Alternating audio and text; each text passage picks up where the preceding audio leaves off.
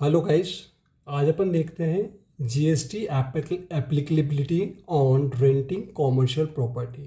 Commercial property को जब आप रेंट पर दे रहे हैं तो जीएसटी उस पर चार्ज होगा या नहीं होगा। अगर होगा तो चार्ज कितना लगेगा। चार्ज सीधी सी बात है, जीएसटी रेट की बात कर रहा हूँ मैं। 18% है वो फ्लैट, क्योंकि देखिए सर्विसेज प्रोवाइड में आता है ये। आप कोई भी प्रॉपर्टी को अगर रेंट पे देते हैं तो आप सर्विसेज प्रोवाइड कर रहे हैं, सिंपल सी बात ये है। तो कॉमर्शियल प्रॉपर्टी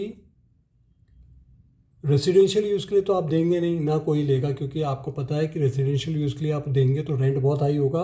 और कॉमर्शियल प्रॉपर्टी का कंस्ट्रक्शन रेजिडेंशियल पर्पज से होता ही नहीं है। सिंपली आपने एक मल्टी बना दी, उसमें लंबे लंबे आपने हॉल टाइप के बना दिए, आप उसको रेंट पे दे रहे हैं, तो उसमें किसी भी तरह की कोई फैसिलिटी नहीं होती। तो कॉमर्शियल प्रॉपर्टी को आप रेजिडेंशियल यूज़ पे आप दे ही नहीं सकते।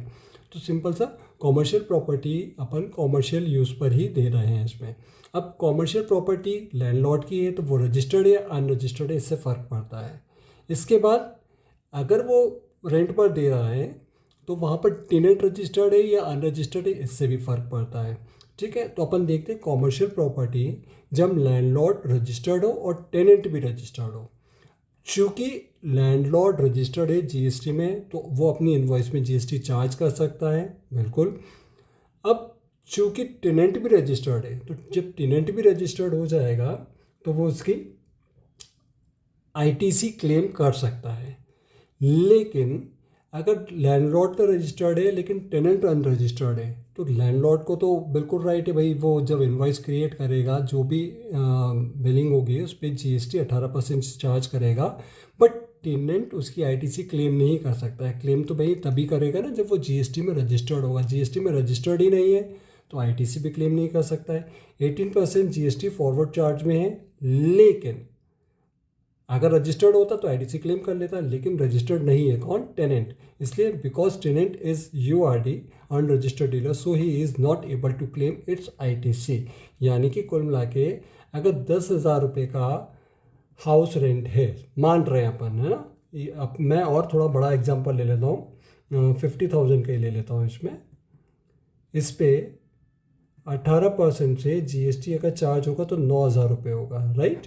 यानी कुल बिलिंग, कुल इनवॉइस 59,000 की बनेगी। कौन बनाएगा? लैंडलॉर्ड बनाएगा, चूँकि वो रजिस्टर्ड है, उसको जीएसटी अलग से शो करना है।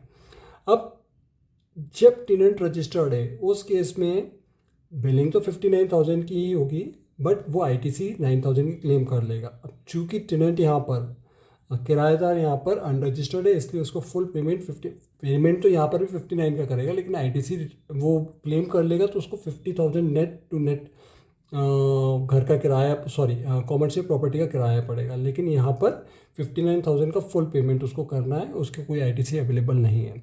वहीं पर अगर कॉमर्शियल प्रॉपर्टी किराए पे दी जाती है टेनेंट को, और टेनेंट रजिस्टर्ड है या टेनेंट अनरजिस्टर्ड है, चूँकि लैंडलॉर्ड यूआरडी है यानी कि अनरजिस्टर्ड है, अब जब वो इनवॉइस क्रिएट करेगा तो 50,000 की नेट इनवॉइस बनेगी। चूँकि वो अनरजिस्टर्ड है इसलिए जीएसटी चार्ज नहीं कर सकता है।